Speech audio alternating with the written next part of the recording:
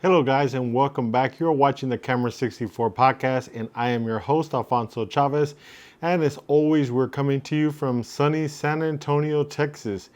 And for the first time it actually is a little sunny outside, which I am more than happy to welcome. San Antonio is a warm climate, guys. It is nearly 100 degrees, I would say probably 40 or 50 days out of the year. So this southern boy right here would much rather it be 100 degrees versus 35 degrees. Now, I know that if there's anybody watching from up north, they're probably saying, man, this guy is nuts. And you would probably be not correct. I love my warm weather and I welcome it back every single spring. It's fantastic. I'm so glad that all the cold days hopefully are behind us at this point.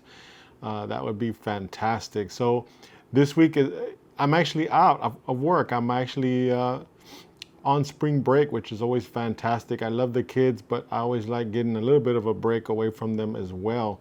So today on the show, guys, I couldn't help but resist. Last week, me and my son were looking at some lights that we have been considering for to improve our videography a little bit. Not that we didn't have lights, but we wanted to get some lights that were a little bit more, how can I say, productive, I guess, that we could use in more situations other than just having an LED light, which we do have tons of LED lights, like the one that's lighting me right here and the one that's behind me. These are all LED lights.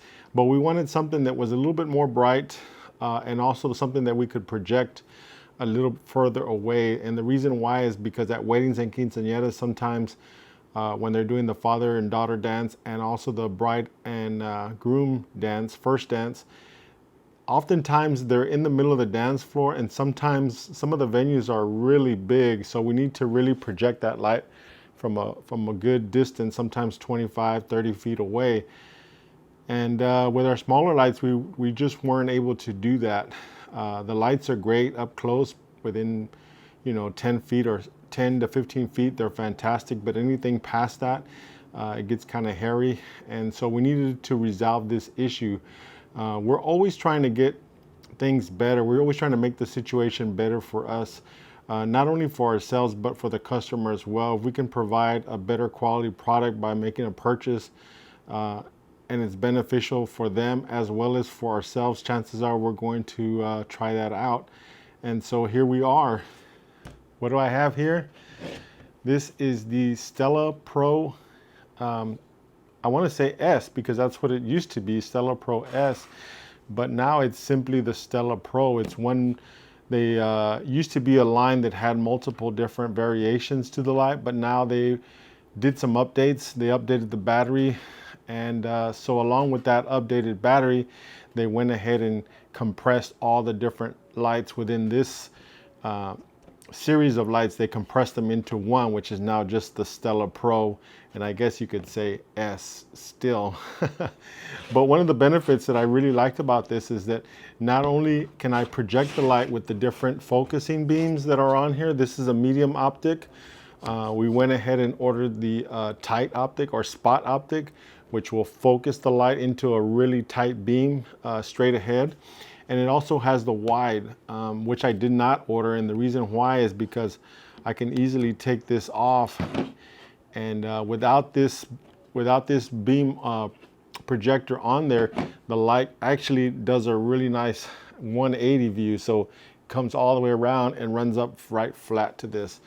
And the fact that this light is so super bright, I cannot express just how bright it is. It's something you actually have to see for yourself. Now, before we ordered this and before doing some of our research, the light looked bright when you see it on video, but it's just hard to imagine just how bright it is until you actually have it. And that's a huge benefit. Now, this originally, when it was released, used to have on the battery, you could get 9,000 lumens, which is actually really nice. It's not quite enough to compete with outdoor light, but it comes really close. But now with this new battery now though, you can get up to 18,000 lumens, that's fantastic, guys. That's really bright. So that was really the kind of the tipping point that made us decide, well, let's give this a try. And we have done a few things with it, but we haven't had a chance to really test it at an event yet. But we're looking forward to really doing that. So hopefully we'll be able to do that here soon, so that way we can have something to show you. But the test that I've done so far, this can actually fill with the optic on, not the spot, but the medium wide optic, or just medium, they call it medium. I can actually hold this, and if I get to about maybe 8 to 10 feet within where it is that we're taking the picture, and I point this into the shadow areas when I'm taking the picture, it absolutely can now fill the light in those shadow areas. Now, I cannot put it within a softbox or anything like that, but just directly. And the great thing about this is that it's not a soft light, it's still a hard light, guys. You're still gonna get hard edges if you don't kind of use it the right way.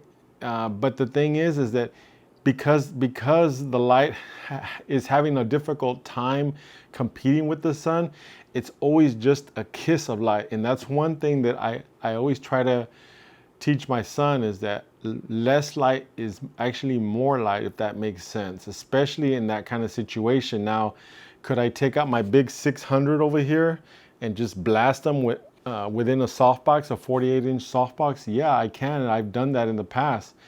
But using this light, you're not going to get that strong of a light. There's no way. This is not going to compete with a 600, right? 600 strobe. But that's the point, is that it's just a kiss.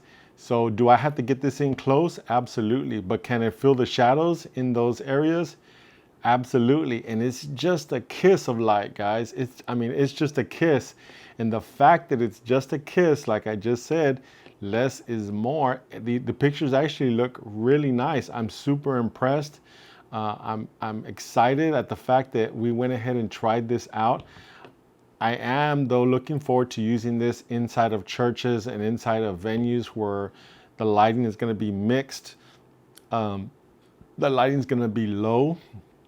But here's the fantastic part, guys, is not only is this an LED, but it actually works as a flash. If you have a Pro Photo trigger, or if you have a Starlight, I forget the other brand. Gosh, I forget the other brand, so I'm not going to mention it. But basically, it works with several different triggers. We use the Godox, obviously, for a lot of what we do. And the Godox trigger also works for this. All I have to do is put it into the right groups.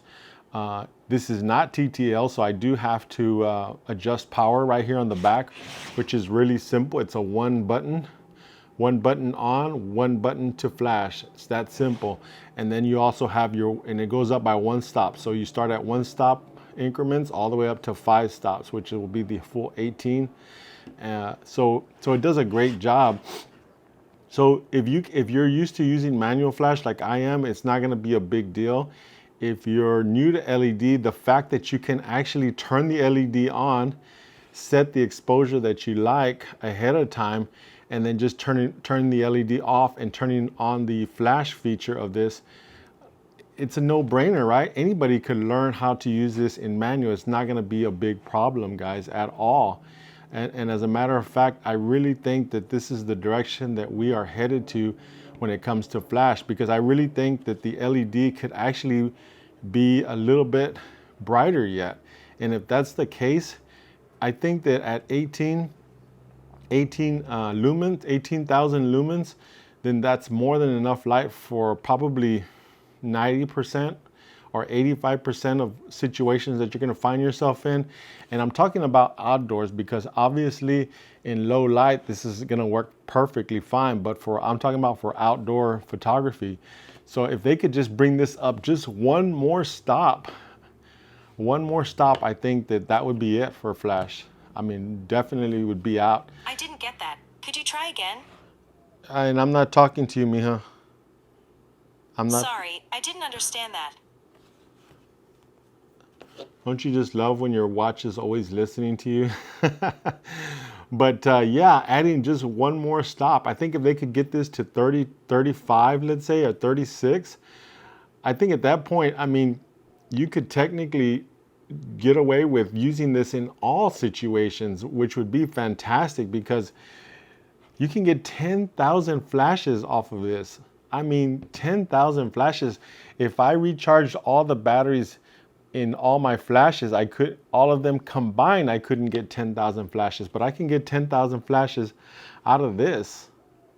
So if this works out, hopefully the way I'm hoping that it's going to work out, I really think that I'll probably be picking up a second one of these just because that would make our lives so much easier. We could use it as an LED when we need to. We can use it as a flash when we need to. I mean, that makes this tool almost indispensable at that point, I think. So if you're not, or no, I take that back. If you're just getting into flash, this is something I would really consider, guys, for new photographers. Now, is it a little pricey? Yes.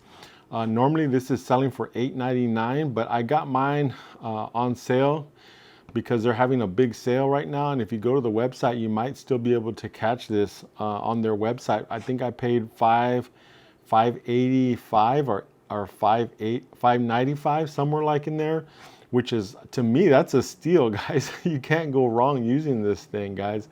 I really hope that somebody else is trying this out because I really think that this is truly the direction that we are going to. I know that probably more than likely this is the direction we're going to go into. And it just eliminates me from having to carry all these flashes. Now I might keep one or two of them, and the biggest reason why is if I want to have gelled flashes behind for night photography, which we enjoy doing too, then we'll have those, be able to do that. But for the most part, yeah, I think this is really the way that we're going to be going. So I hope you're enjoying our videos, guys. I'm really having a little bit of time now, more time to do it because we are on spring break. So hopefully I'll record a few more videos for you guys this week. And if you're enjoying them, if you could give me a thumbs up. You can also visit our website if you want to take a look at some of the stuff that we photograph. Weddings, quinceañeras. We also do senior portraits. You can go to the website. That's www.camera64.com. It's a great place to send us a message to. You can catch our email address there, or even contact us directly. I don't mind answering questions for new photographers if you're interested. And if you'd like to join us on a shoot here in San Antonio, again, don't be afraid to reach out, send me an email, and maybe you can join us on one of our shoots. That's been the end. Like I said, this has been about the Stella Pro. We're excited to try it out. I want to get this into an event, and we will record some behind the scenes. And as soon as I have that, I will make a video and I will post that up there, guys, so you can take a look of how this is actually working in the field. So till next time, you guys take care, and we'll see you in the next one. Bye-bye.